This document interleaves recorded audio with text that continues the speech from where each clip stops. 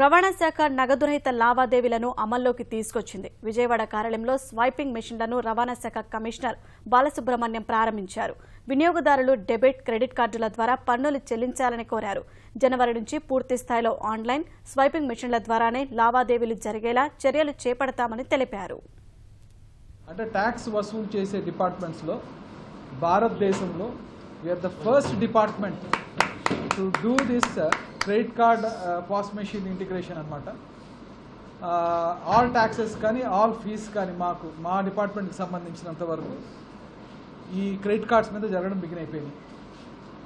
So సిటిజన్స్కి నేను request చేసేది ఏంటిది అని అంటే, ట్రాన్స్పోర్ట్ డిపార్ట్మెంట్ యొక్క సేవలు మీరు తీసుకోవడానికి వచ్చినప్పుడు మీరు మీ క్రెడిట్ కార్డ్ ద్వారా కానీ డెబిట్ కార్డ్ ద్వారా కానీ మీరు పేమెంట్ చేసేయచ్చు.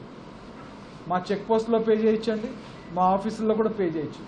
ప్రస్తుతం 45 తీసుకొచ్చాం, ఇంకో 1 వీక్లో ఇంకో 45 వస్తాయి. టోటల్ ట్రాన్స్పోర్ట్ ఆఫీసెస్ వచ్చి పాస్ మెషిన్స్ మీద నడుస్తాయండి.